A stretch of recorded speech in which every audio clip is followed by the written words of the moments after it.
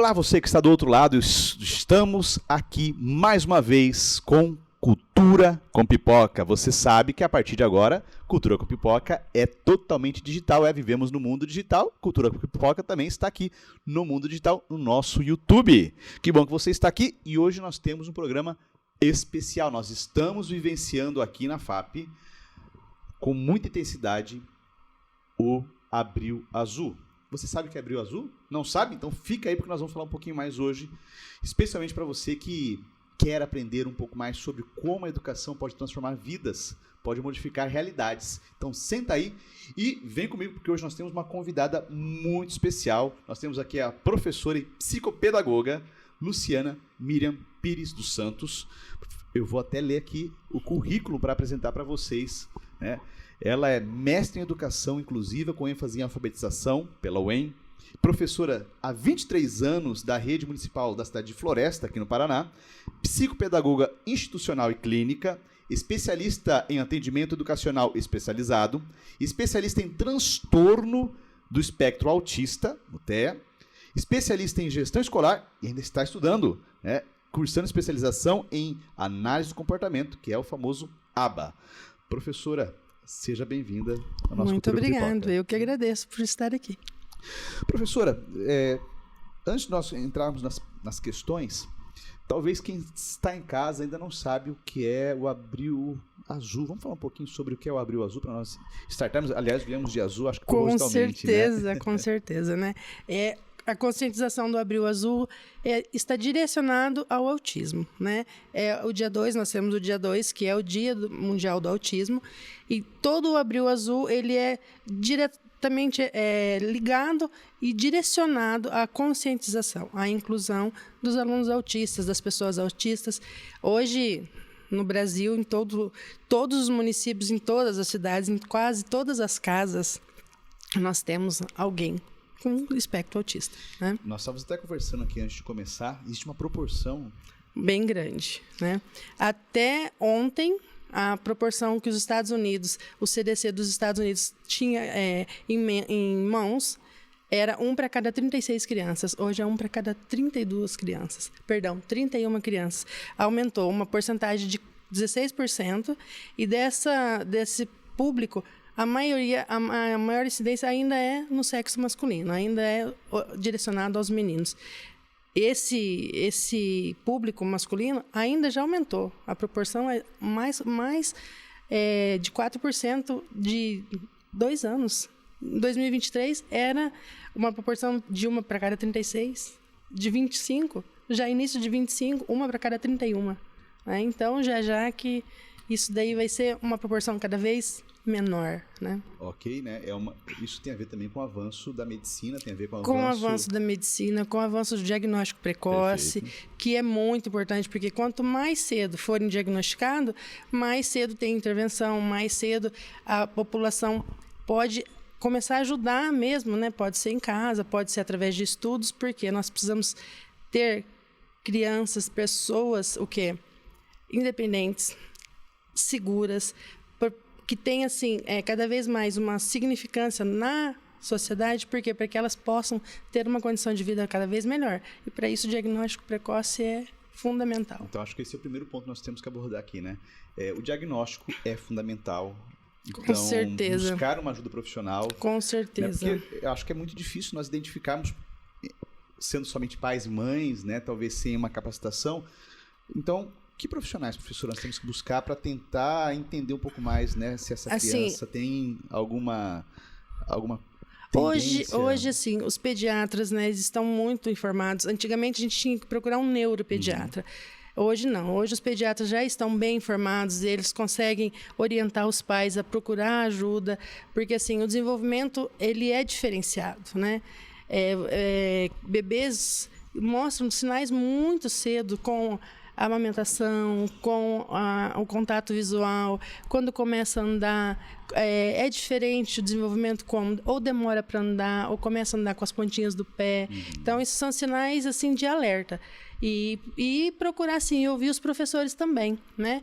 Porque professor que está na educação infantil está muito tempo ligado com essas crianças. Então, os pediatras estão levando em consideração o quê? O relatório dos professores, né? Só que ainda há um despreparo, né, do professor, não por ele querer, mas assim, pelo que a sociedade educacional ainda oferece, né? Ok, muito importante, né? Nós falamos de educação, que acho que hoje vai ser um pouco mais nosso foco agora, entrando aqui. Professora, quando nós temos essa realidade, que o diagnóstico hoje ele acontece, então, tendo o diagnóstico, nós podemos agir para que, de fato, essa criança tenha um desenvolvimento, né, adequado, tenha um atendimento adequado, se torne mais independente possível. Com certeza. Né? E, é claro, mais relevante possível ainda para a sociedade. Né? Essa troca é importante. Mas quando a gente vai para a escola, existem hoje, né, as salas de recursos multifuncionais.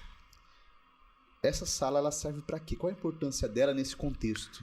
A educação municipal, a educação estadual, elas contam com a sala de recurso no ensino fundamental 1, no 2 e também no ensino médio. Então, a sala de recurso ela vem para quê? Ela não é um reforço, isso é muito importante os pais entenderem e que as pessoas também que estão fora da educação, que a sala de recurso não é uma sala de reforço. Então, o aluno não vai ali reforçar o conteúdo. Ele vai ali fazer o quê? O professor precisa complementar ou suplementar o conteúdo que a criança precisa em alfabetização. Quando a criança ainda não está alfabetizada, então ela precisa ter o quê? O conteúdo da alfabetização complementado, suprido. Então, ali a gente vai trabalhar recursos diferenciados da sala de aula para que a criança consiga alcançar o conteúdo da alfabetização e ter mais condições de trabalhar junto ali com seus pares, de fazer as mesmas atividades, de chegar no mesmo nível. É fácil? Não.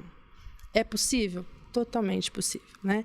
Então, ainda tem muitas pessoas que não acreditam nesse trabalho, mas esse trabalho ali é fundamental junto com o professor do ensino regular, né? Só o professor da sala de aula e o professor da sala de curso, eles têm que trabalhar em conjunto para que isso aconteça, para que isso seja efetivado. É porque a educação, inclusive, aconteça, a equipe precisa estar em sintonia, né? Não é algo, não é o papel de uma pessoa. Não, inclusão, quando a gente fala em inclusão, a gente fala toda a gestão escolar, toda a comunidade escolar. Nós precisamos estar todos falando a mesma língua. Estamos acontecendo isso? Estamos encaminhando. É um caminho, né? É um caminho, é uma jornada, é uma luta constante. Estamos avançando, mas ainda precisamos ter muito mais empatia. Empatia. Muito bem. Professora, pensando em estratégias pedagógicas, né? Quais podem ser utilizadas, principalmente no atendimento de alunos autistas? Focando um pouco mais nesse nosso público que tem a ver com o nosso mês, né, de Abril Azul. Então, os alunos autistas, eles têm uma rigidez maior cognitiva, uma rigidez maior social, uma rigidez maior de contato, né? Então, assim, primeiro de tudo, você tem que criar estratégias para que você consiga, igual o que a gente estava conversando, que a gente consiga fazer parte do mundo deles e não trazer eles para o nosso mundo. Porque o autismo, ele não é um mundo à parte. Ele vive dentro do nosso mundo. Então, o que precisa ser feito? Criar estratégias inclusivas ali, que ele seja aceito e que ele te aceite. Esse é o primeiro passo.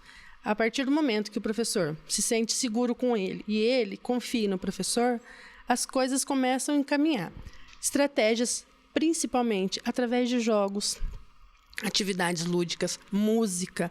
A música faz muita diferença dentro dessa imersão de nós dentro do mundo deles, não ao contrário. Uhum. Isso é inclusão. Inclusão é o quê? É você fazer parte do mundo dele, não você querer que ele se adapte ao nosso mundo. Ele seja forçado a viver somente na realidade. A gente precisa que ele viva dentro do mundo de um jeito que ele também seja aceito. Então, assim, as estratégias, muitas estratégias de atividades visuais, porque eles são muito sensoriais. Então, assim, tem alguns que são através de atividades ligadas a trabalhos manuais que você consegue participar dali, da formação dele, do avanço, do desenvolvimento dele. Outros, eles precisam o quê? Confiar em você, que ele consegue. Então, você tem que criar estratégias para fazer atividades que ele consiga fazer ali junto com você. que ele consiga resolver atividades, jogos, como eu já falei, jogos interativos e sociais. Por quê? Precisamos que ele se socialize. Então, através dos jogos, ele está se socializando sem ele perceber que ele está fazendo isso. Porque para o autista, a maior dificuldade é a socialização. É ele conseguir verbalizar o que ele está vivendo, o que ele está sentindo, o que ele está aprendendo. E, assim, direcionando essas atividades, a gente consegue que alunos falem, participem e deixe sair ali daquela situação o sentimento deles. Olha, eu acho que um grande desafio também, professora, deve ser integrar uma sala de recurso ou outro tipo de apoio que existe, né? Porque muitos alunos, inclusive, buscam fora do ambiente escolar esse apoio com a sala de aula. Isso é possível? Sim, isso é possível, isso é necessário, isso é fundamental. Porque, assim, nós somos eu, enquanto sala de recurso, professor enquanto o professor do ensino regular, psicopedagogo enquanto o profissional que vai orientar o desenvolvimento dele de estratégias de quê? De desenvolvimento social. Psicólogos que têm ali a interação de quê? Fazer com que a socialização dele seja uma coisa prazerosa e fácil, que ele possa transpor essa barreira que é a socialização. Então, assim, se a gente não trabalhar de uma maneira integrada, mesmo que seja municipal, estadual, particular, precisa ser tudo ali uma equipe de multiprofissional integrada, que ela tenha, principalmente, diálogo, né? Que nenhuma profissão queira se sobressair a outra, porque o nosso desafio é que a criança desenvolva, não que o nosso trabalho apareça, que apareça nele, que ele se desenvolva, e aí sim o nosso trabalho terá o quê? Sentido, né? E complementação e integração entre as profissões. Então, esse é um desafio grande, né? Porque dialogar tantos profissionais, né, por si já é algo difícil. Desafiador. É difícil. E acho que é algo importante também, nós temos que lembrar, que a formação, né? Lembrando que formação é um processo, né? Graduar é um passo, né? Uma graduação, uma licenciatura, um bacharelado é um passo, mas eu acho que o outro ponto talvez também seria buscar sempre uma capacitação, né? Uma pós-graduação, cursos, mesmo porque os métodos estão sendo atualizados. Sim. Hoje em dia, no começo do ano, a educação, Tiago, assim, é uma coisa que está em constante transformação. Dinâmica, né? Dinâmica. Viva, né, nós sabemos que também tem coisas que precisam de anos e anos e anos para evoluir, né? Igual a inclusão, ela começou lá em 1980, nós estamos em 2025. A palavra inclusão veio a primeira vez em 1980. E se você parar para pensar, é pouco tempo. Pouco tempo. É pouco tempo. História da humanidade, história da educação, tempo. né? Isso que eu ia falar. 80 para cá, na educação, 50, 30 anos são muito pouco. Agora, em relação à educação especial, é para ontem, né? Então, se eu não sei, se hoje eu ouço falar tanto em autismo, tanto em TDAH, tanto em deficiência intelectual, no transtorno opositor desafiante, são o quê? Desafios que a gente precisa se qualificar. O município, as instituições, elas oferecem formação? Sim. Na mesma proporção que a gente precisa? Nem sempre. Mas eu, enquanto profissional preocupado com os meus alunos, eu tenho que buscar a qualificação. Eu tenho que buscar pelo menos uma informação, né? Se eu tenho um aluno que eu não estou sabendo lidar com a situação, olha, ou conversa com o professor da sala de recurso, ou vai buscar uma formação, um curso mais rápido, porque quanto mais informação, mais qualificação, mais o retorno com a criança, o desenvolvimento dela, a gente vai conseguir proporcionar que ali aconteça muito mais rápido. Então fica até um desafio para quem está em casa agora, né? Para quem está ali em casa, aqui em casa. A formação é processual. Não importa qual é a sua área, mas agora fica o desafio. Aperfeiçoe sempre. A educação é longo prazo, né? A educação é viva. Então, se você é da educação, isso faz mais sentido ainda. Todas as áreas, mas educação faz mais sentido ainda, porque os métodos são aperfeiçoados, a tecnologia aplicada é aperfeiçoada, né? Os processos são aperfeiçoados. Então, nós não podemos também parar. Enquanto profissionais, nós temos que buscar. Com né? certeza. Não esperarmos ali passivamente que isso aconteça, mas também buscarmos esse aperfeiçoamento. Com certeza. O nosso intuito de buscar profissionalismo, de buscar mais informação, mais capacitação, ela tem que ser urgente, igual assim, a situação de respirarmos, né? Porque nós estamos dentro de uma profissão que o quê? buscamos o quê? Educação e desenvolvimento, conhecimento integral de nossas crianças, independente da idade que ela tenha, né? Antigamente demorava muito tempo para você ouvir falar em autismo no ensino regular.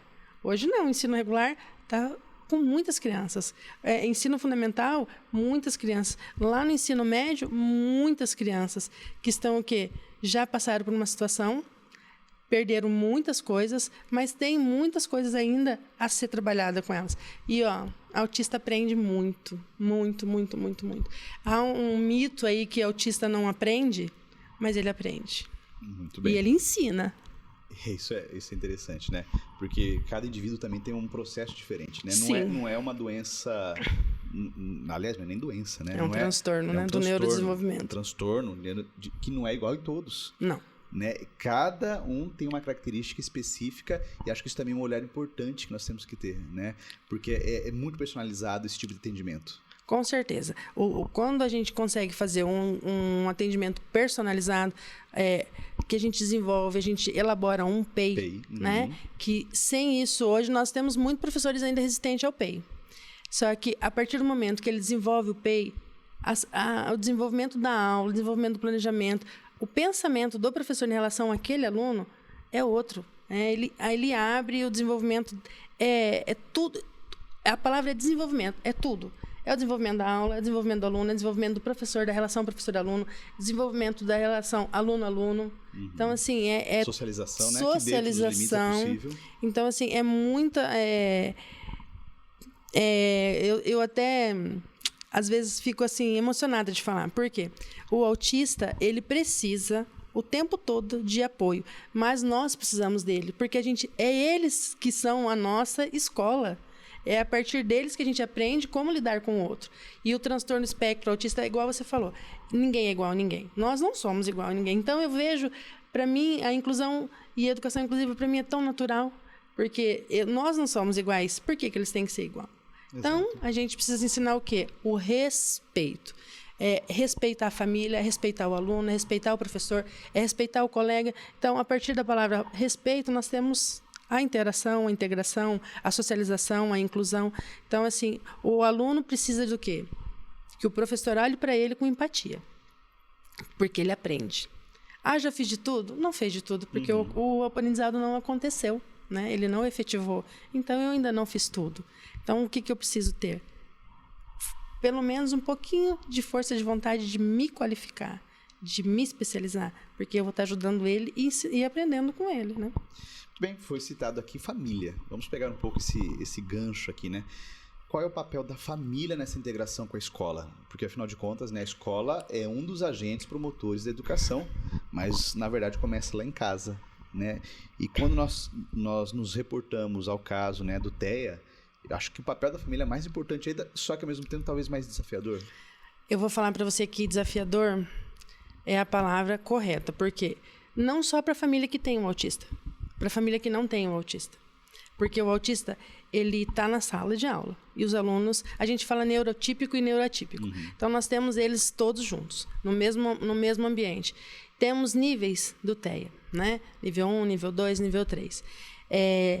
A família que se esforça para que lute para que o seu filho desenvolva, que, primeiro de tudo, precisa aceitar.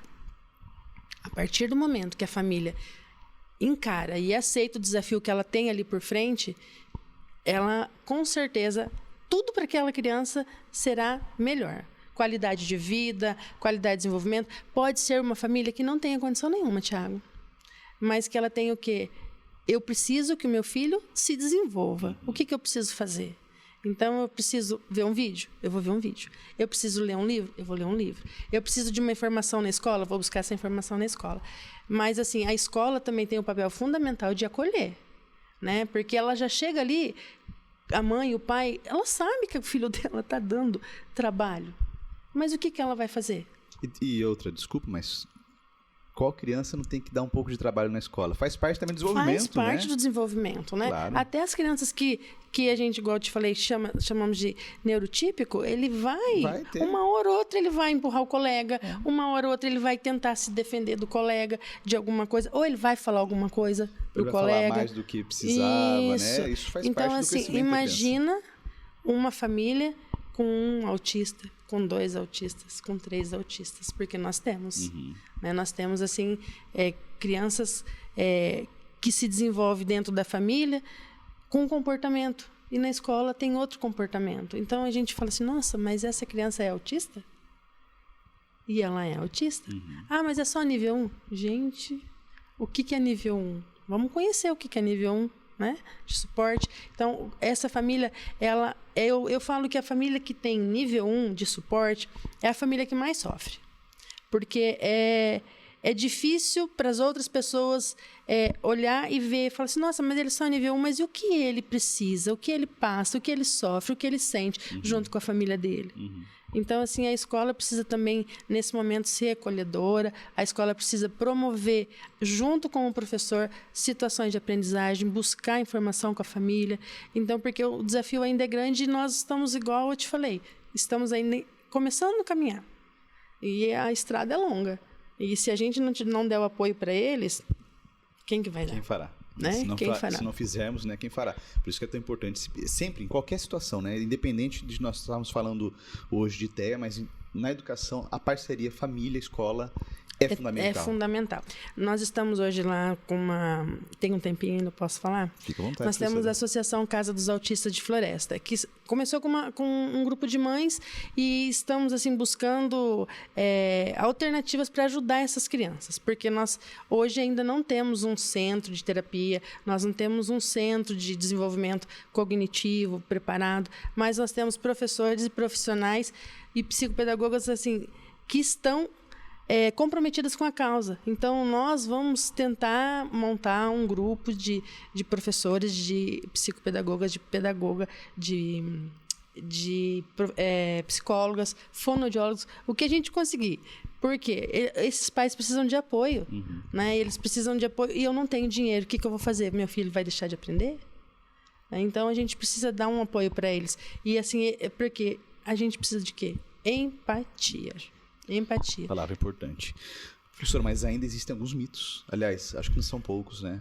Quais são os principais mitos que ainda permeiam ali, né, o ambiente escolar quando se trata do aluno no espectro autista? O primeiro é que ele não é capaz de obedecer regras.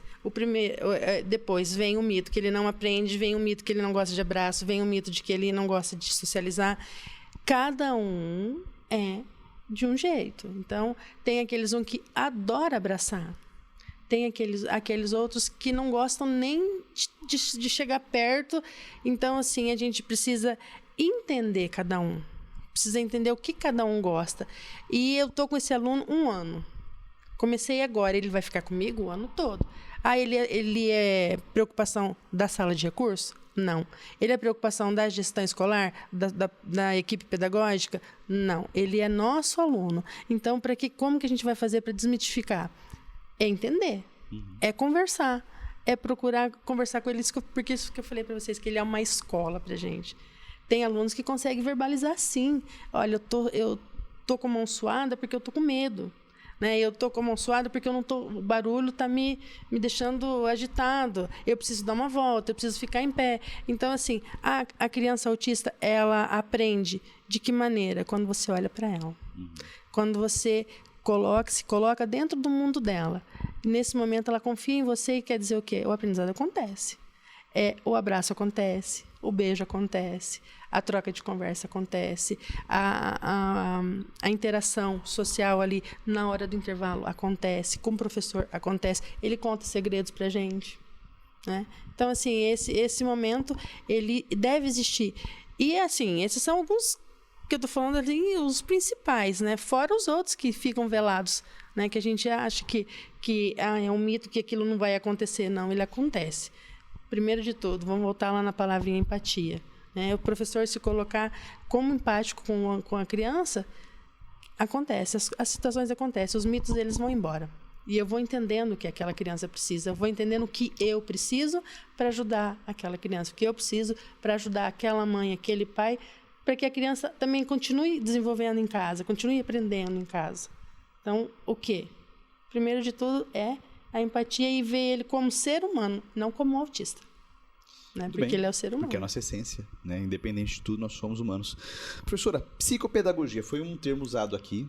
né? Mas talvez quem está em casa ainda não sabe o que é psicopedagogia e qual a importância dessa psicopedagogia quando nós tratamos, né, de uma educação inclusiva com alunos, com crianças, né, Thea? A psicopedagogia, ela é bem próxima do trabalho que o professor da sala de recurso faz, o que o psicólogo faz. Ela transita ali entre a educação e a área da saúde. Então, assim, a psicopedagogia, ela vai ajudar a criança um pouco a se conhecer, um pouco a lidar com a situação do dia a dia em termos de desenvolvimento cognitivo, né, psicomotor, motricidade, porque as crianças autistas têm, isso eu vou falar que quase 90%, ele tem a dificuldade motora. Né? Então, o que esse profissional faz? Ele organiza atividades, ele organiza situações que ele possa fazer, contribuir para quê? Para que a coordenação motora dele seja desenvolvida, que a psicomotricidade dele seja desenvolvida, que ele se entenda que tem um corpo, que aquele corpo precisa ser desenvolvido, que ele coordena, que o cérebro dele coordena todas as ações dele, com atividades de jogos, com atividades lúdicas, de música, com atividades lúdicas de intervenção, até social mesmo, né? Então, assim, quando você está trabalhando ali naquele momento com ele, você está focado na alfabetização? Não, você está focado o quê? Em desenvolver as funções executivas deles, para que ele tenha um bom desenvolvimento lá na alfabetização, para que ele tenha uma boa pega. Então, assim, são coisas que o nosso tempo é curto para que eu possa, né, pontuar várias coisas, mas assim, o principal hoje seria isso, porque assim, se eu trabalho a coordenação motora dele fina, lá na sala de aula ele vai conseguir fazer as atividades que os outros alunos fazem de coordenação motora fina, que é a pega do lápis, que é o traçado da letra, como os outros fazem. Então, assim, ele vai estar o quê? Incluído dentro da situação da educação que se pede naquele momento. Muito bem. Então, para quem está em casa, né, lembrando que formação é muito importante, é um processo que não deve acabar. E nós estamos aqui na FAP. Quer saber um pouquinho mais dos cursos que nós temos? Quer saber um pouco mais de pós-graduação? Vai lá no Instagram, @faculdade.fap.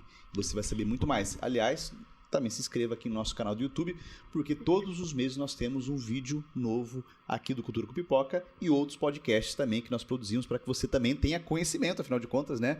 Esse diálogo nosso aqui, ele é fundamental para falarmos um pouco mais sobre esse assunto, para divulgarmos, para buscarmos um pouco mais de empatia e também despertar a necessidade de formarmos profissionais. Com certeza, porque nós precisamos de profissionais empáticos, mas que tenham formação. Que é importante. Né? Professora, chegamos no momento chamado bate-bola. Agora a gente sai dessa parte mais acadêmica e eu vou fazer algumas perguntas que é focado para a professora Luciana. Pode fazer. Professora, por que pedagogia? Eu não escolhi ser professora, não escolhi ser pedagoga. A pedagogia ela escolheu? que me escolheu, com certeza. Porque, assim, foi um processo, né, desde o magistério, e, assim, fiz letras primeiro, que a minha primeira formação é letras, mas ensinar foi um processo de paixão avassaladora, né, que hoje, que igual eu te falei, mexe muito comigo. Eu não me vejo fazendo outra coisa. E eu tinha sonho de ser arquiteta. Então, eu fui ser arquiteta de educação, de ensino. Arquiteta, né, da sociedade, né? Afinal de contas, forma, né, a base da sociedade. Isso. Outra pergunta, então, também. Né? Além de professora, foi para uma área muito específica. Olhando o seu currículo aqui, professora, né? Inclusão. Inclusão. Eu sou uma pessoa que vivi a não inclusão. Porque eu tive poliomielite, né, na infância. Minha perna esquerda era quase 10 centímetros mais curta que a outra. Eu caía muito, eu me machucava muito. E eu sofri muito preconceito. Então, assim, por isso que eu torno a te falar, não fui eu que escolhi. Foi ela que me escolheu. Então, trabalhar na sala de recurso foi um presente que Deus me deu. Porque, assim, ele me colocou onde ele precisava de mim. Então, assim, como assim? Um pouquinho do que eu vivi, eu sinto. Então, é um pouquinho... A minha empatia tão grande com a educação inclusiva está aí. Porque eu sofri, eu vivi. Então, nada melhor do que isso, do que esse ensino da vida, para mim poder buscar uma educação inclusiva. Porque, assim, o que me machuca muito é ouvir profissionais falando: ele não aprende. eu já fiz tudo. Então, eu deixo ele quietinho lá na sala, ele não está me atrapalhando, mas isso me incomodou muito. Então, é assim, igual eu te falei, inclusão é uma coisa, a educação inclusiva é outra. Nós estamos mais próximos da inclusão, que é a criança estar na escola, a criança estar dentro da sala de aula de ensino regular, mas a educação inclusiva é um passo tem outra milha para andar. Muito maior, né? Porque assim, aí, quando a gente conseguir fazer educação inclusiva, quer dizer, eu e todos os profissionais que estão à minha volta estão envolvidos para que aquela educação inclusiva aconteça de uma maneira que todos participem ao mesmo tempo, que os pares entre as crianças elas tenham o mesmo tipo de ensino, e hoje ainda não é o que acontece, né? As crianças estão inclusivas lá na sala de aula, elas estão inclusas. Mas o que eu vou fazer para que a educação inclusiva chegue nela, que ela aprenda de uma maneira próxima ao par dela que está ali do lado dela, né? Então, eu fui buscar a educação inclusiva por isso, porque eu queria, de alguma maneira, mesmo que seja ali dentro da minha sala de recurso, sozinha e com os 2, 3 alunos que eu atendo de cada vez, promover para eles a possibilidade de ter uma educação inclusiva. Que maravilha. Professora, o tempo passa, vai rápido. Mas para nós fecharmos, né, primeiro eu quero agradecer quem está em casa, participou, e agora está aparecendo para vocês o QR Code para você cadastrar a sua participação e também receber lá no final do ano o seu certificado de participação com horas, né, que vale horas a participação aqui, afinal de contas é formação. Mas professora, olhando ali, olha, para aquela câmera geral, último recado nosso, né, primeiro eu quero agradecer por aceitar esse desafio de estar aqui conosco. Mas olhando ali no fundo dos olhos daquele jovem que está nos assistindo, que sabe que a educação é um bichinho que pica a gente assim, mas está com medo. Dá aquela dica para quem quer entrar na área da educação e, sobretudo, precisamos de profissionais da educação que queiram trabalhar com inclusão. Professora, olha ali bem no fundo dos olhos e manda esse recado. Bom, primeiro eu gostaria de agradecer pelo convite, né? E para mim estar aqui é uma satisfação enorme, né? Uma honra.